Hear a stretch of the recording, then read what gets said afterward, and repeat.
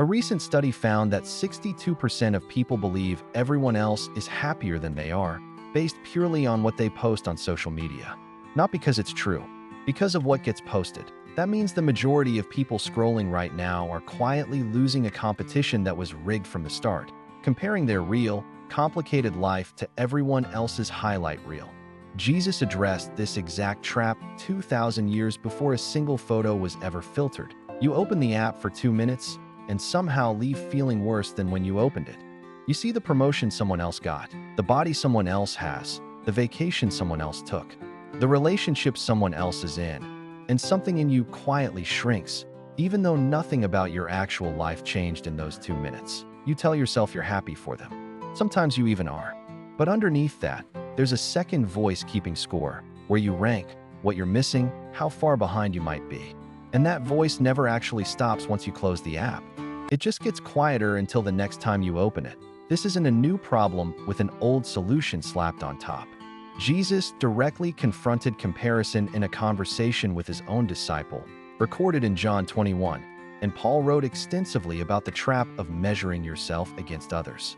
If comparison existed in a world without a single screen, it says something important about where the real problem actually lives. Right after Jesus tells Peter about the hard road ahead of him, including how Peter would eventually die for his faith, Peter looks over at John and asks Jesus, "Lord, what about this man? In other words, what's his path going to look like compared to mine?" Jesus' answer is almost startlingly direct. "If it is my will that he remain until I come, what is that to you? You follow me." Not harsh, just refocusing. Jesus doesn't answer the comparison question at all. He simply declines to let Peter measure his calling against someone else's. Here's the bold claim. The moment you start asking, what about them?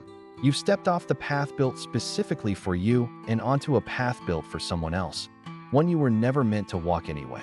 Practical idea. The next time you catch yourself comparing your career, your relationship, or your life stage to someone else's, say this out loud, exactly like Jesus said it. What is that to me? I follow him. It sounds almost too simple. It's also almost exactly what you need to hear in that moment. But knowing the trap exists doesn't make the pull toward comparison disappear on its own. Here's the mechanism behind that 62% statistic from the hook, and it matters because understanding it takes away a lot of its power. You know your own life completely. The doubt, the argument you had this morning, the bill you're worried about, the body image thoughts you'd never post about. You know none of that about the people you're scrolling past. You're only seeing the one photo out of 200 that they chose to share. Paul writes in Galatians 6 verse 4 something that reads almost like it was written for a phone screen. Let each one test his own work, and then his reason to boast will be in himself alone and not in his neighbor.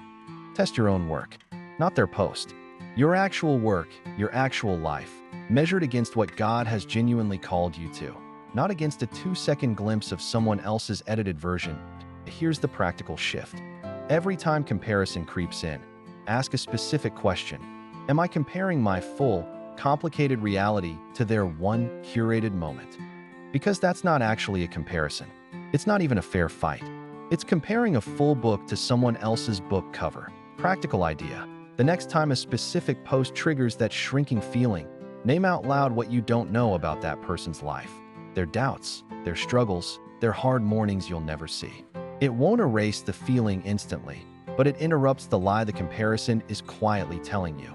But there's a deeper reason comparison hurts so specifically, and it has to do with how you were actually made.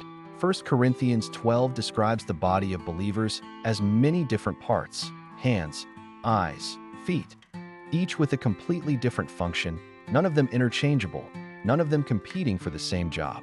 Paul asks directly, if the whole body were an eye, where would be the sense of hearing? Here's what this means for comparison specifically. An eye comparing itself to an ear isn't just discouraging, it's a category error. They were never meant to do the same job in the first place. When you compare your specific calling, your specific timeline, your specific gifts to someone else's completely different assignment, you're not just feeling bad. You're measuring yourself against a standard that was never actually meant for you. This reframes what falling behind even means. You can't fall behind on a path that isn't yours. The timeline that matters is the one specifically built for your life, not the average of everyone else's highlight reel stitched together into a false finish line. Practical idea. Write down one thing about your actual calling, gifts, or current season that is genuinely, specifically yours, not borrowed from comparing yourself to anyone else. Let that be the measuring stick today, instead of someone else's feed. But even with this understanding, there's an emotional layer underneath comparison that's harder to reason your way out of debt. Here's something rarely said out loud in church, but worth naming clearly. A lot of what looks like envy towards someone else's life is actually unprocessed grief about your own. Grief over a relationship you don't have, a season you're still waiting on, a version of your life you thought you'd have by now. Comparison just gives that grief a target to point at instead of asking you to feel it directly. James 3:16 warns that where jealousy and selfish ambition exist, there will be disorder and every vile practice. A strong warning, but also, quietly, an invitation to notice what's actually underneath the jealousy before it turns into something worse. Jealousy is rarely really about the other person. It's usually about an ache in you that hasn't been brought honestly to God yet.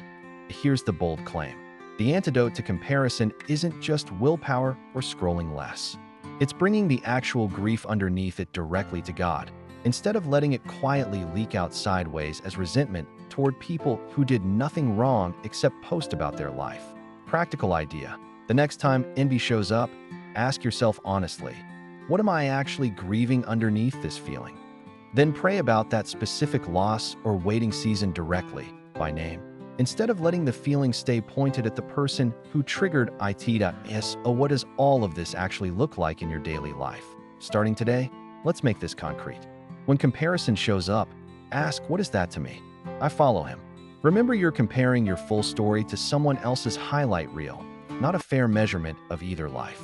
Return to the specific calling that's actually yours, not a borrowed standard built from everyone else's feed. And when envy surfaces, look underneath it for the grief that's actually asking to be brought to God directly.